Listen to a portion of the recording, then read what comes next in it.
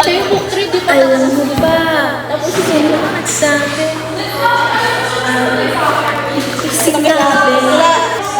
Ayaw na. Pato wifi dito. Nakadata nga ako, te. Uy, pa-hotspot niyo kayo sa kanya. Naka 500 na load siya. Che. In-announce mo pala. Alam ko password ng wifi niya. Niya? Lagay mo nga sa akin.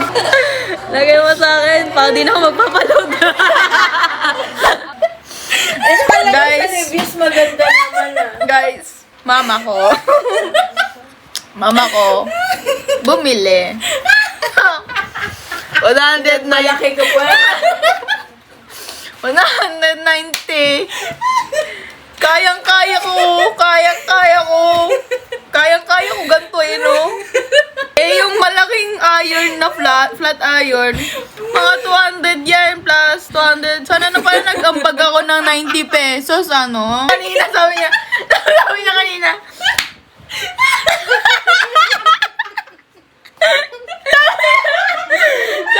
Sabi niya, tingnan nyo kasi, tingnan nyo. Nung na-test na, tingnan nyo muna. Sabi mo, kaliit, kaya magkano ng hit.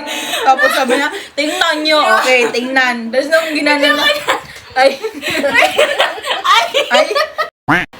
Baka kasi gupitin nila to. Siguro hindi ka nakikinig sa... Tama na. Banat. 30 seconds para sa'yo. Guys, gusto ko talaga. Parang hindi pa kompleto yung kinain ko ngayon. May kulang. Putas ba yun? Gusto mo bumili na ano? Masarap ba yung kila, Gemaline? Oo, Yung daw. corn dog? Masarap. Dad, don't touch my hair! Ano? Graham? Graham. Ngayon? Ngayon ba ngayon? Yes, masarap siya. Try natin. Masarap siya. Hindi ka, may pera ka eh. Ito lang pera.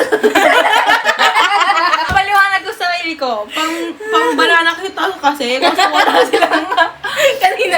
Simula 10 a.m. naghahanap pa banana kayo. At ang hirap. Wala nang magagawa. Dahil... 35. Ayan. Mango Graham bar. Bakit ako? Ako. Ikaw na. Okay, bye-bye. Bye-bye. Mango. Isang graham bar, no, 35. 35, anong flavor? Mango. Isang corn dog, 35. Tapos isang graham bar, magkano? 50. Pag maliit, pa-block lang yun. Oh, basta yung Pablok. pablok. Pablok. Ito ng country na mahirap. Inatin na yung Philippines. Kaya Vietnam na lang. Mahirap. Ikaw, Country na mahirap. Baby ko yan eh. Kay boss? Oh, dito ko na baby ko. Kunin ko. Malaki. Tama lang, medium lang. Sige. Alam mo, natatawa sa Family Feud. Kasi, nung nakakaan, so, di ba, nagkanyan sa Itbulaga pala yun. Tapos nasa bus ako, tapos may TV. Tuwang-tuwa ako. Yung, di ba? Anong masarap, yamoy. Basta may sumisigaw, kilikili, kilikili. Ako. Wait lang, interview kita ma. Kailangan ko na. Kasama siya. Hanggat walang portal na Encantadia dyan na yun.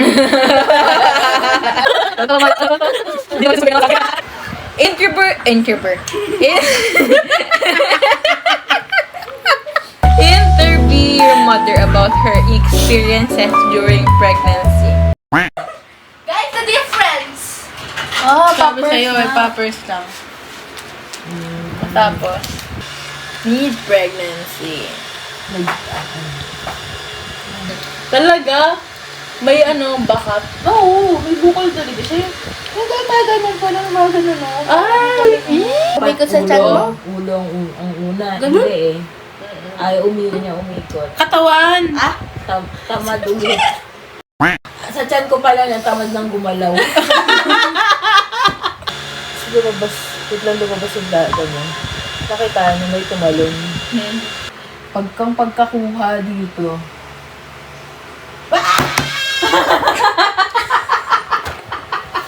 Pagkakuha sa kanya, pag ano, di ba pinipitik yan, ganun. Sa kanya, di na pwede na. Parang may ano, di ba? Sa'yo kasi para may balot ka pang placenta nung nakuha ka. Really? Ang ingay-ingay! Sino? Ikaw? Ako? Ha? Sabi na ni doktor, ang ingay ng anak mo. Hot career. Then I would do what I do. Say what? Girls, they love me. You're doing so every day, every night. Feel like a fool. You gotta know. Hi guys, so I'm making this video for me magkaroon ng monthly recap. Gusto ko siyang gawin this year. It's January 29. So kung di nyo bet na makinig sa kwento, okay lang. So inisip ko nga saan ko siya ilalagay eh.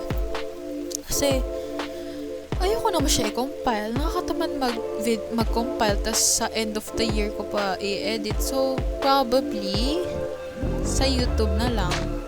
Private ko na lang. Ganon. Kung ano magawa ko. Ang get niya. Majorette. So, highlights ko ngayon, more on family, spend time sa family, like ganon. Tapos, parang, ano lang yon, parang more on family time lang talaga. Like, once a week, may mga kaguluhan sa bahay, ganon. Pero bonding siya. Tapos, D-group, more on, nag-ano ko sa D-group na yan, spend time! Pero nag-ano kami, na tanay, ganyan. Tapos, nung Sunday, nagpunta sa condo nila, Ate Teen, which I'm so happy. Dami ko natutunan. Tapos, catch up sa mga old friends ko. Especially yung mga hindi ko na nakakausap. Please God talaga. Kasi kahit broke ako, nagagawa ng paraan, like low budget. So happy pa rin kasi hindi naman ganun kalaki. Pero nag-spend time naman kami. Sino yung nag-challenge?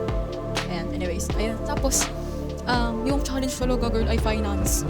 Like legit, parang more... Kasi nagbayad kami, for context, nagbayad kami ng tuition. Tapos, kulang yung pera. So, sabi ko, ay initiated na magdagdag. So, in-all-in ko ang aking savings. So, in short, wala na akong pera. Pero okay lang. Hindi ko naman sinisisi yun. Kasi priority yun. So, yung wala na talaga akong pera ngayon. Pero please God, kasi sinusustain pa rin ako every week. Like, for example, allowance ko this week, ganito lang. Like, yun ang talagang allowance ko. So, yun ang pera ko. That's my first and last money of the week. Ganon. Pero ayun. Tapos, may ginawa pang kalokohan sa super gustong-gusto kong magkaroon ng pera. May ginawang kalokohan. I cannot disclose it yet. English, pero alam ni Mama. Siya lang ang nakakaalam nun. So, ayun, gusto ko lang maalala mo na may ginawang kalokohan ngayong month. At sana hindi mo na siya ulitin. So, ayun, medyo fresh pa siya, like chicken. Like fresh pa siya utak ko. Traumatic. OA. Pero ayun, medyo hindi ko pa kayang i-share. But anyways, ayun yung mga challenges ko ngayon. Month. Tapos, ngayong month is, parang December part 2. But with self-control and, parang discipline. Parang payo lang yun. Pero gano'n lang siya. Nag-change, parang transitioning yung month na to na kailangan ko nang i-discipline sarili ko, especially sa food, tsaka sa habits ko. Like, as you guys know, nanonood akong K-drama. I'm so down at it na kaya kong manood ng K-drama in one sitting lang, gano'n. Though, nakakontrol ko na siya ngayon. Kasi, na ano ko na din yan. Alam ko na din problem ko doon. But ayun yung problems ko, self-control, mas wino-work yung sarili ko magkaroon ng self-control, discipline, and more firm sa faith ko ngayong years sa school. Share ko lang.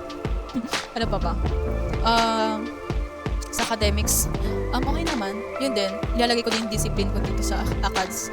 Kasi I tend to cram last year na it's not very me. It's not for me. It's more serious ngayong month. Naging serious din ako ngayong month na kahit tinatamad talaga ako, kailangan kong i-push sarili ko. Yun, push ko sa sarili ko. Kasi 2 years na lang, mabilis lang yung year. Next year na ulit, ganun. So, kailangan kong ibigay yung best ko. Every day. Actually, every day. So, yun, mas naging serious lang din ako ngayong month sa ACADS. And sa learning, okay naman. As long as one step ahead ako. Kasi nangangarag ako kapag hindi ako nagpa-plan. Especially kapag may mga backlogs, ganun. Tapos, goal ko din this sem ay maging consistent at maging super conscious about everything. Like, yeah.